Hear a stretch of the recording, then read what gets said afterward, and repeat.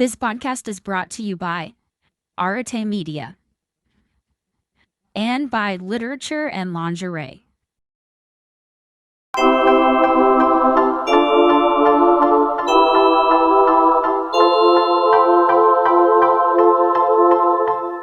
Excuse me.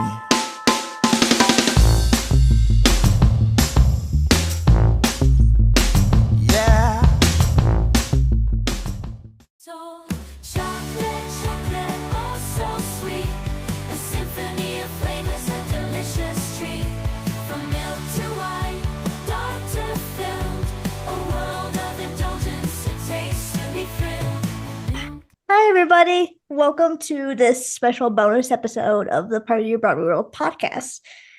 Today, we have Dane, aka Big Beautiful Diz, on TikTok and Instagram and all that, and on YouTube. He's actually a returning guest because I interviewed him way back when my podcast was new, for his other documentary, Beyond the Glass, correct? Beyond the Glass, yeah. Beyond the Glass. I could not remember it. It's all right. It's only been 2 years. What? Yeah. Oh my God. Yeah, you're right. Almost. Ugh.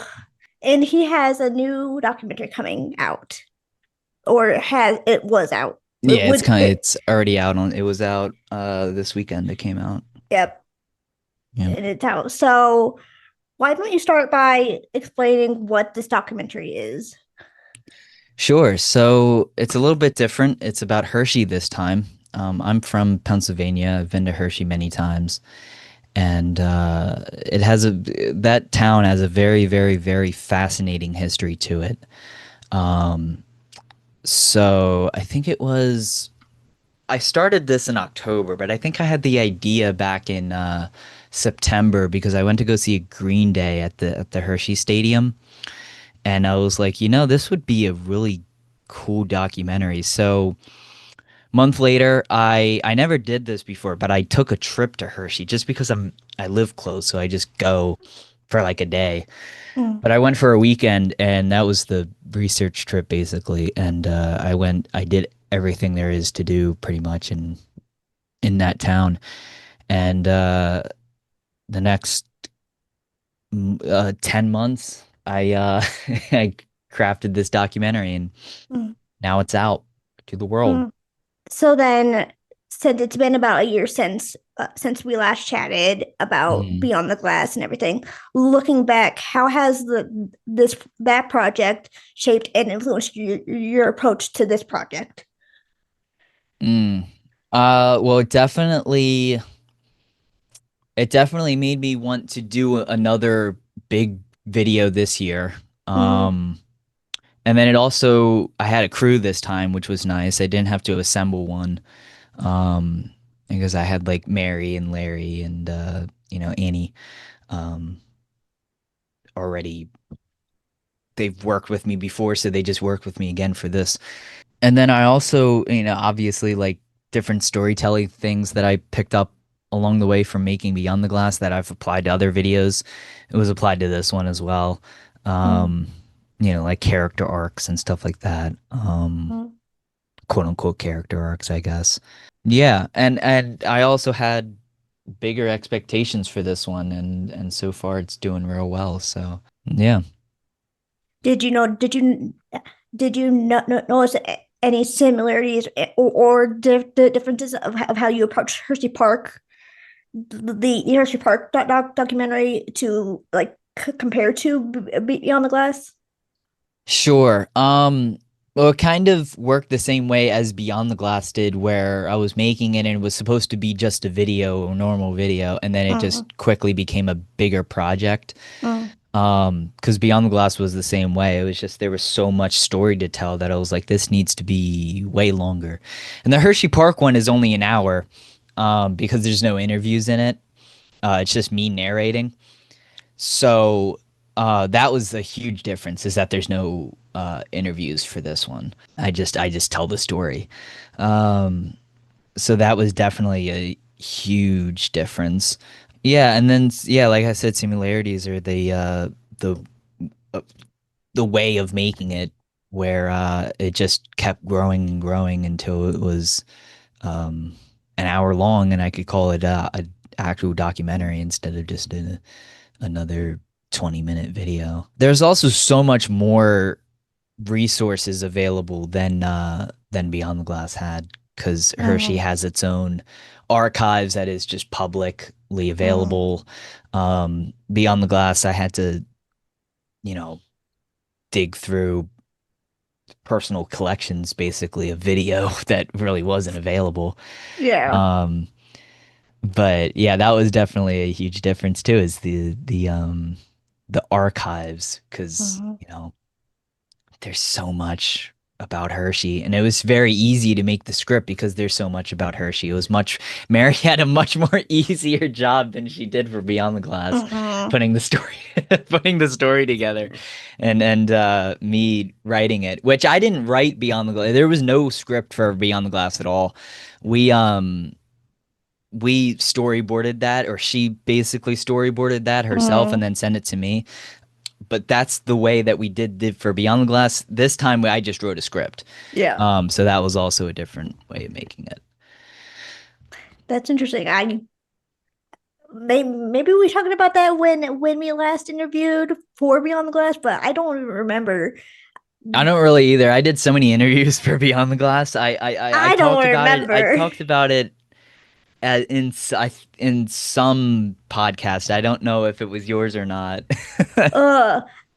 Listen, guys, it's been 2 years now. Like, give me a break. Yeah. So then, what inspired you to make a documentary about Hersheypark? Was there a specific story or moment that sparked the idea? Yeah, so I went to go see Green Day in Hershey at the stadium.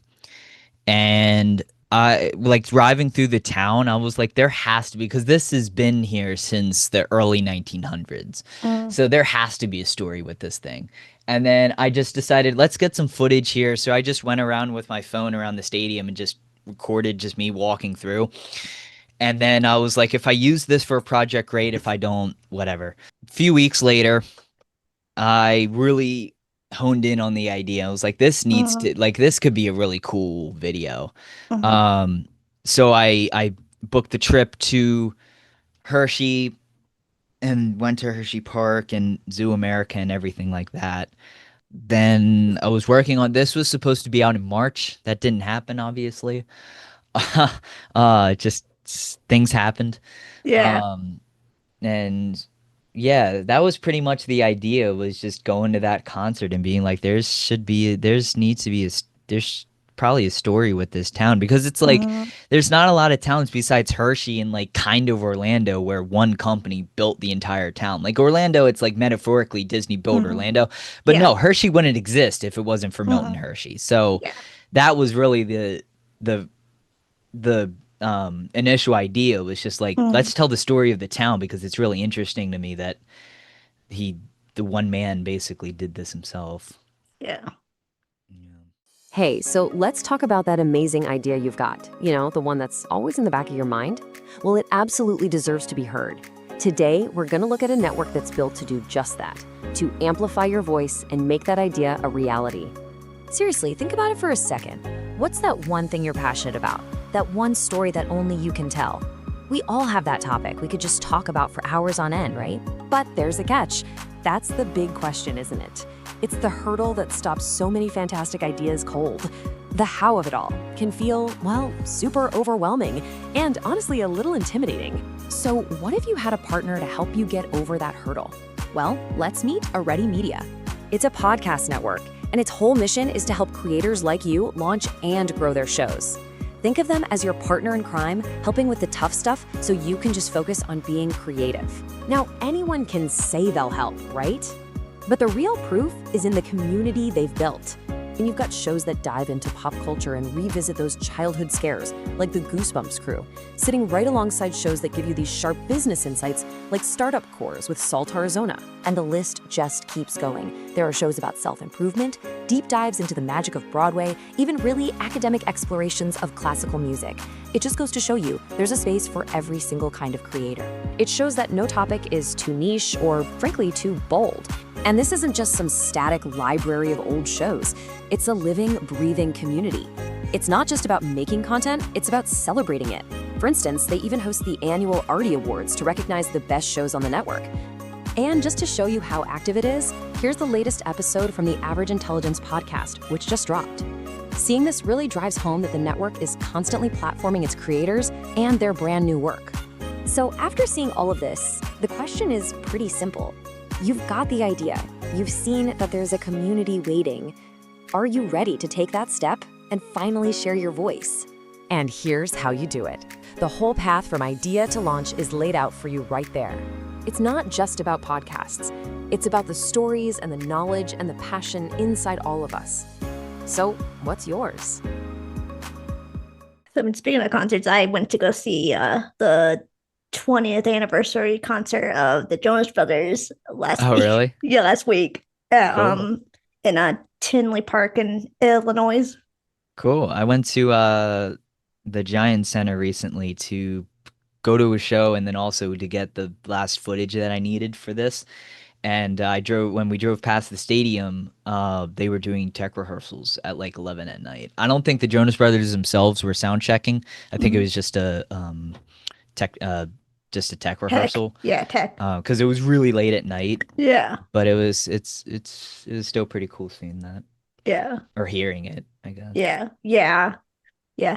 And that was like my first Jonas Brothers concert too. So I've never been to one of their concerts. Mm-hmm. So it was pretty cool. It was pretty cool. They had the surprise guest Plain White Tees come out Oh, wow. at the end. That's And cool. yeah, it was so cool. So then I wanted to get back to like what you said about the research. Like how long Mhm. did that research and filming process take for this specific project? So I did the research trip in October, and then research took about 5 of the 10 months. Were there any surprises that you uncovered about Hersheypark while making this documentary? Nothing that I was really surprised about. I was surprised I found Hershey Star Pavilion and the Hersheypark Amphitheater footage. But other than that, I had a really good background knowledge of Hershey already, so it was nice. I guess I was really surprised more about Milton's story, because I hadn't really known much about that. Yeah, I didn't really know, because like I knew how well he was connected to this area, but I didn't really know to what extent until I made this. So yeah, that was probably the biggest surprise, was how connected Milton is to the area that I live in, Um, or that I'm from. so then to also like Hersheypark has a mix of history, family fun, and Mhm. thrills. So I'm actually kind of curious. How did you balance those aspects in your storytelling for this documentary? So what I did is I basically took the first half to tell Milton's story, and then I took the second half of it to tell the story of the actual town and what there is to do now. I felt that that was the best way to do it. I Mhm. felt it was a nice equal balance of both kind of showing what there is to do now mixed with history, mixed with Milton himself, kind of so the audience can understand like, oh, this is what it came from, this is what it is now, and this is what I can do if I go there and I see it for myself. I really wanted to make sure that the audience knew that, hey, Milton Hershey is very, very important obviously is very, very, very important to this story. It's not just a story about a town that was established. It's about a man that established a town pretty much, and established a factory, and did all these wonderful things. And then I'm also curious because it's a park. Did you face any challenges filming in the park itself, like crowds? No. Oh no. No. No, I didn't film that much in Hersheypark. I took a Mhm. lot of archive footage for that just because I didn't want to go around with a camera the entire time. Yeah. I wasn't allowed to bring my DSLR too, so that I hate recording on my phone. So there Yeah. wasn't a lot of Hersheypark footage on my phone Mhm. when I went there and I took footage. Yeah, the other good thing is that Hersheypark on their YouTube channel puts POVs of their roller coasters out for Mhm. anybody to use. So Mhm. that was really nice because I used a bunch of those too. Yeah. That Um, was my next question is like, did you, is there like footage that you were able to use? Yeah. yes. Was that? Yeah. Yeah, I clear all the footage that I use every video I put out. Yeah. And I like using the archival footage more than the recent day footage because Yeah. sure the recent day footage looks better like quality wise, Mhm. but at the same time, I'm talking about like 1990s, so I want Yeah. to have 1990s footage there because it's better for storytelling. Yeah. What was your favorite part of the documentary to put together? Oh, easily to put together, easily the research trip. This was the Search. best research trip I've ever been on because usually I go on these research trips alone. This time I had my at the time girlfriend with me, so it was a lot of fun doing the research trip for this Um, one. Yeah, a lot of good and memories then associated with this one. when people watch this Hershey Park documentary, what do you hope they take away from it? I hope I hope that I humanized Milton Hershey because it's like when you see a guy like that, a businessman, it can easily be you can easily look at him and be like, oh, it's just a corporate. It's Hershey is a corporate entity. Same thing with Disney. So I hope I humanized him. Mm, I hope people take away the fact that he was a man that absolutely adored his family and his wife and adored mm, the children that he helped with the Milton Hershey school and stuff like that. So um I hope I did that. I hope people can if mm, there's one thing that you can take away from this film it's that is I guess Milton Hershey as a man, as a person, and who he was mm, like. And I hope that the audience comes away. Same thing with Beyond the Glass. I hope the audience comes away um, kind of acting like or feeling like they know this person. yeah. Because that was Yeah. one thing that I really and I think I achieved in Beyond the Glass is making Mm. people feel like they know them. Another thing too, getting back to Beyond the Glass real quick, and then Hmm. I'll ask more Hershey Park questions. Um, If you want to talk about Beyond the Glass, I'm good with that. I'm not sick of talking about Beyond the Glass. I love that film. I love that. I love that film too. That's like Thank one you. of the greatest films. Thank you. I'm not just saying that too because I interviewed him before too, guys. I Uh, appreciate that.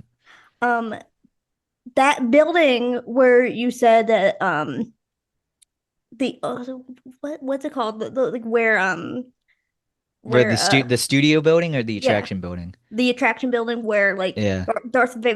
Vader met Right, where Launch Bay is. Yep. yeah, Launch Bay. Uh-huh. Apparently they are getting rid of that Yes, they are. I'm very excited about that. completely. Yeah, I'm very And excited about that. I'm like, thank God. Yeah. They're bringing back Magic of Disney Animation to make it even sweeter. So I'm very Yeah. very excited about that. They're not bringing back the studio, they're just bringing back the attraction. Yeah. Um but yeah, I'm very excited about that. Me And too. I may or may not go to that on opening day. I'm Mm-hmm. looking at my options. It's not announced when it's opening, but I'm looking at 2026 to go to Disney World anyway. Mm-hmm. So if I do, it may just be around the opening of that. But yeah, I heard about that a few days before it was announced, and I didn't think it was real. I was like, "There's no way," and I didn't think it was real until I got the press release that it was announced, and I was like, "No, Yeah. no, it's crazy. It's crazy. Yeah. It's crazy. I'm just putting it out there, and I put this out there before on Twitter, and I'm just putting it out there. It's very crazy and very coincidental that a year after my film comes out, for the first time in 20 years, Disney, for the first time since 2004, publicly acknowledges the studio, and they put out pictures of what the Yeah. studio looks like today, and then also Yeah. this happens. It's very coincidental. That's all I'm saying. It's very coincidental. Listen, all I gotta tell you though is just, I'm so glad that it's going bye-bye because no hate to Star Wars, but no. Oh, I hated Launch Bay. I hated it. It was terrible. I hated it. I'm very glad that it's going away. Even if Magic of Disney Animation wasn't coming back, I was just excited that Launch Bay is gone. But then at the same time, they're getting rid of like Muppets, and I don't like that. Yeah, yeah, that I'm not very happy about. But hopefully hopefully they preserve Muppet Vision in a cool way. Because that was Jim Henson's last project was Muppet Yeah. Land. Yeah. You don't know what you're doing, Disney. And for the longest time, they didn't know what they were doing with Launch Bay. So Watch me get sued by Disney now. there you go. Now that I outwardly called them out just now. Just you No, don't know half what of you're doing. half of the interviews for Beyond the Glass was just half of the time it was just me shitting on Launch Bay. So there was one interview where I actually had to check myself because I got really heated and I was afraid that I would have problems, but thankfully I didn't. That's my kind of interview though, because I don't give a shit. I just don't give a shit. Yeah, well, it didn't. It was opened as like a preview to Galaxy's Edge, and then Yeah. now we're what 6 years removed from the opening of Galaxy's Edge, and it's still open. It didn't need to be open this long. I know for a fact that they didn't know what to do with it. There was multiple things that were planned to Magic of Disney Animation. This has been planned to go in there since 2019, at least. Same thing with Monstropolis. The day of that announcement, I got a text on my phone that said, "Hey, it's no longer going in Animation Courtyard. It's going in Muppets." And then like an hour later, it was announced going in Muppets, and I was like, "Oh, great!" Because up until then, I had been hearing that it was going in Animation Courtyard. I was shocked that morning that they did a 180, and I know for a fact that the concept art that they announced with the D23 announcement, Yeah. that is Animation Courtyard concept art. They considered it to go in Animation Courtyard for a long time. That concept art was made in 2020. So there's been multiple things that have been supposed to go in Launch Bay that just haven't until now. So it's very exciting. But yeah, it's like, oh, they're getting rid of Muppets, but we're gonna put Muppets where Rock and Roller Coaster is. So and Yeah. rebrand that. I'm like, it's not the same, bro. It's not the same. Yeah, it isn't. Even though that ride looks really cool. I'm very Yeah. excited for that ride. It does, but again, it's not the same. Yeah, I wish they put Muppet Vision in the Sunset Showcase, Yeah. showcase right next Yeah. to Yeah. Rock and Roller Coaster after the Yeah. villains show is done. Yeah. Whenever that leaves. Yeah. I wonder if it's like going to leave though and then be put in Villain's Land when Villain's I think Land when Villains Land open, I think that villain show closes and Muppet Vision goes in there. I would be shocked if Muppet Vision doesn't go in there. I think they're not telling that. I think that Disney is not publicly saying anything right now about what plans they have for this film because it's going back in a park, and I just don't think that they're going to announce it yet because they haven't said anything. They haven't even said anything about that cast member showing that they filmed. It's like, why don't you just put that on Disney Plus? They just haven't done anything with that. So it's like, what like I know obviously Disney spaces announcements out, but at the same time, it's like, how easy is it to just make up a press release and just say what your plans are for this film? I think they have bigger plans for it. Yeah. Well, same with them adding Walt Disney to the Carousel of Progress. Where are you Yeah. gonna put him though? At the beginning. In the beginning? Yeah, you know where? Have you ever been to Carousel of Progress? Yeah, I've been on You know, it. at the very beginning where they have the curtain rises and then they have the Carousel of Progress logo, and then there's Yeah. just a narrator that just says like, "Welcome to Walt Disney's Yeah. Carousel of Progress. This was Yeah. shown in the 1964 World's Fair." That's where the animatronics are gonna go. So Okay. they're gonna raise the curtain, and instead of that logo, it's gonna be Walt Disney in the 1964 World's Fair Mm. like film. He's gonna be like that, and he's gonna be talking about Carousel of Progress, and then the Carousel of Progress is gonna happen. The I show's gonna begin. love that. Yeah, I it's love gonna be that. really cool. It's gonna be Uh, really cool. I've been telling people for a long time because Disneyland has a Walt Disney like animatronic Mm. themselves, and I've been telling everyone that I come across that I want Walt Disney in freaking Disney World. Yeah, I would have been shocked if they wouldn't have. As soon as the Walt Disney animatronic announced for Disneyland, I was like, this is coming to Disney World in like a year. Yeah. And it did. So I'm excited about that too. That's I'm also a person that I don't think Carousel of Progress needs to be updated because what are you going to update it to? Modern times? You just go out of the carousel of the theater, boom, modern times. Like that to me is this modern time scene. You don't need to show that in Carousel of Progress.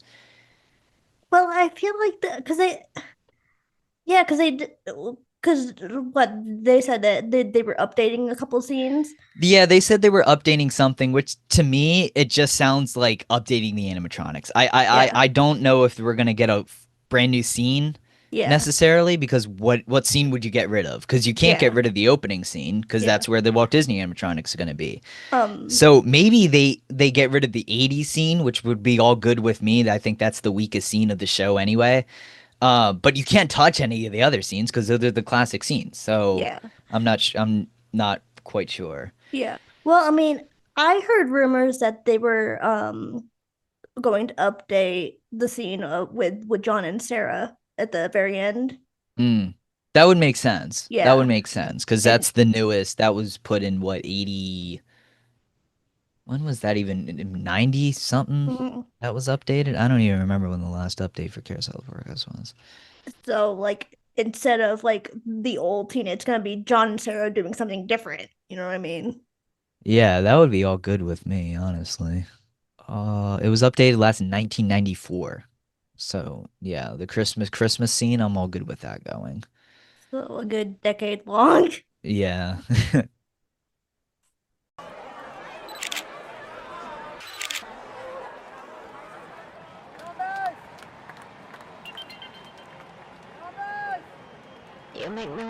Hello. Welcome to Wholesome Monday. Poetry Thursday. Wholesome Monday. Poetry Thursday. Welcome to literature.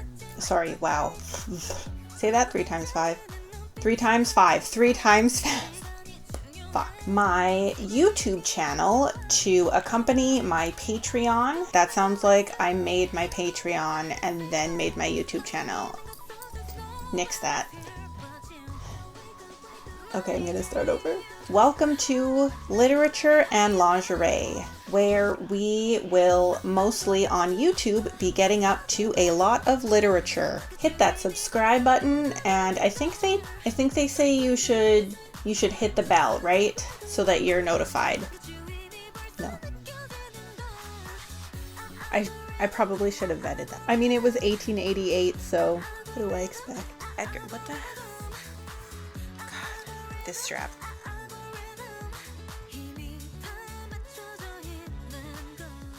I mean, better to be a decade than not at all. Yeah, I like the Carousel of Progress though. Carousel of Progress is actually where I got my name for the channel. Big Beautiful Diz, that came from Great Big Beautiful Tomorrow.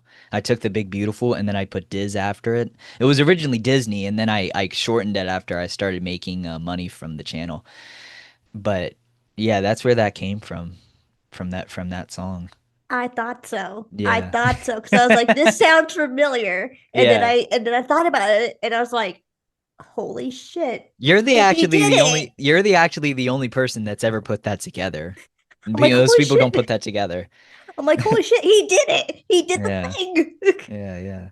So, speaking of all that and everything, is there another park attraction or behind the scenes story that's on your dream list for your Yes. next project? Yes, there's one that I really really want to make and I can't because the family shot it down. And then there's also one that I have ideas of that I won't say now. But the one that got shot down, I really wanted to make a documentary about the Monorail Purple incident. The the in 2009 there was a in July of 2009 there was an incident where Monorail Purple struck, or what was that, Pink, Monorail Pink, I think, struck a Monorail Purple, and unfortunately the driver of Monorail Purple was killed. And I really wanted to make a film about that just to tell the story because it's never really it's been told, but in my opinion, not very tastefully. And I wanted to make the definitive, just honoring the legacy of this monorail driver and just tell the story, tell his personal story, not so much just like, oh, this is fascinating because he was killed. No, I wanted to tell like his story, but understandably, the family. I was like, I'm not gonna make it unless I have family permission, and understandably, they didn't give me permission, which is all good with me because, at the same time, it's like this was their son. Like I didn't really think that I was gonna get permission to make it. It was before Beyond the Glass. I didn't have a resume, and I wasn't banking on that. But that would be cool. But I'm not gonna make that unless I have family permission. Yeah. And then I do have another idea that I would really like to do, and might be a few years down the road for that one. But yeah, that would be like a big, not that would be a feature length thing, and like Beyond the Glass, like an hour 40, hour 30 Yeah. feature length documentary. But yeah, There are a lot about Walt Disney, aren't there? Documentaries? there's quite a bit about Walt Disney. I've been thinking about making a series for like the past couple years about Walt Disney and his life. I just haven't really gotten around to it because there's been other projects. But yeah, this one would be about, it wouldn't be about Disney per se, but it would be about employees that worked at Disney. Yeah. Yeah. That's all I'll Um, say. Yeah. And I wanted to touch too of what you said earlier, like because Walt Disney too, much like Hersheypark, with much like Milton and Hersheypark, he was also like a big family man, and Right. but he also took pride in his park, and he was a businessman first. I Oh feel yeah. like. Yeah. And Milton Hershey's story isn't really um it's not really pieced together very well in on YouTube at all. I was really surprised by that. I really was surprised that there hasn't been a feature about this guy yet. There's being a movie being made right now actually. It's filming over in Pittsburgh, um which is going to come out a few years from now.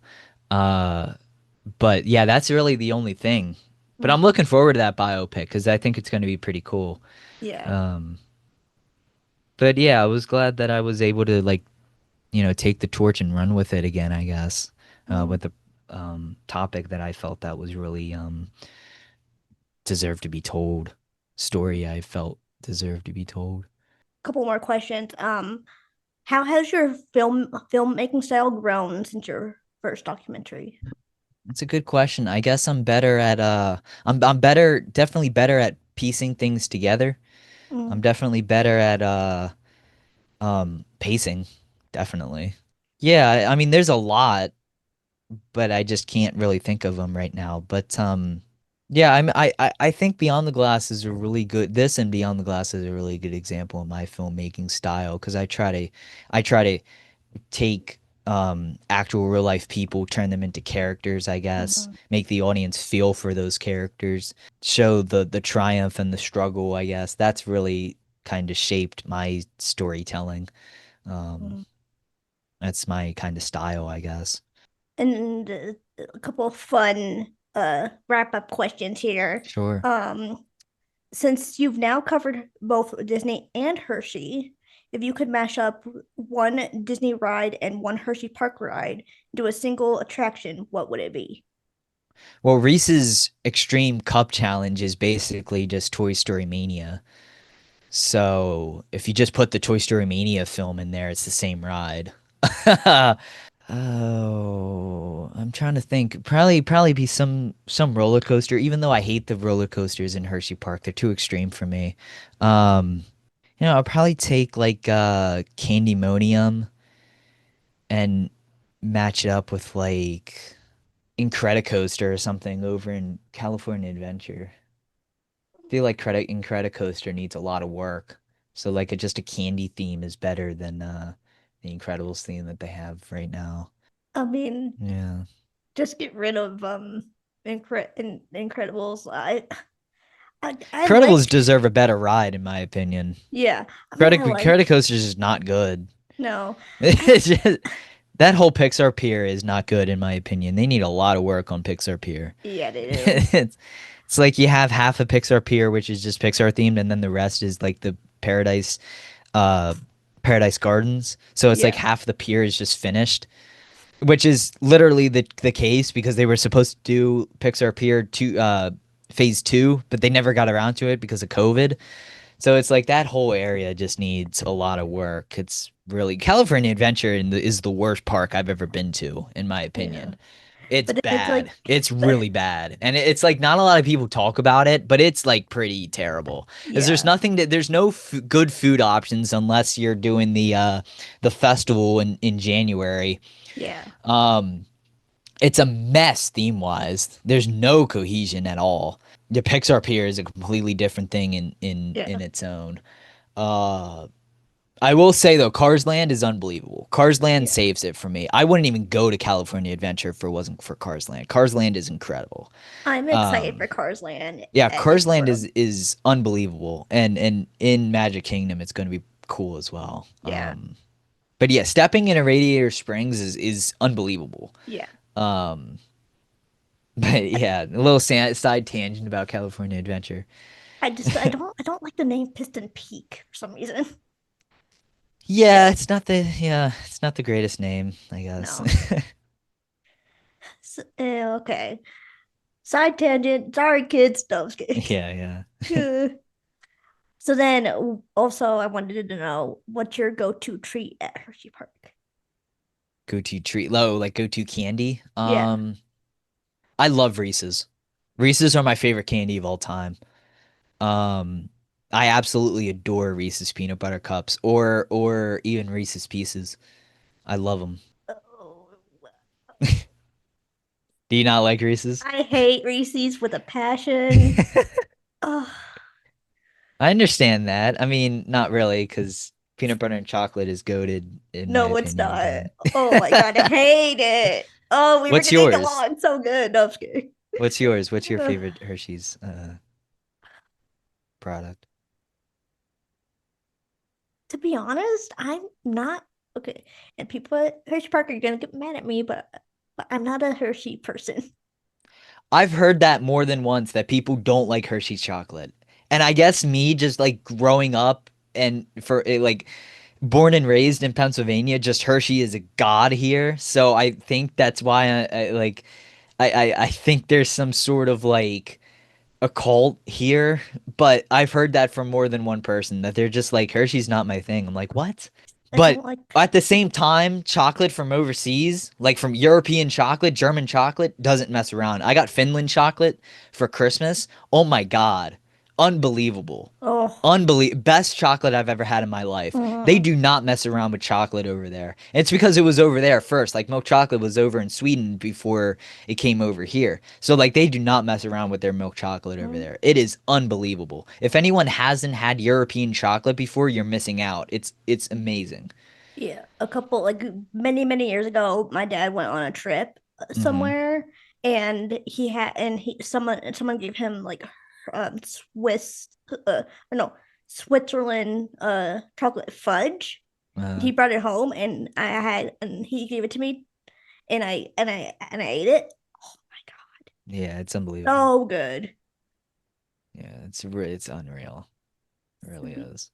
Swedes know how to know. I'm not gonna Yeah. go over there. Swedes know how to do it. Yeah, I know. They really don't mess around over there. It's Uh-uh. crazy. So then, lastly, looking ahead, where do you hope your documentaries take you in the next year? Well, actually, I'm going to school for like video editing Hmm? and videography.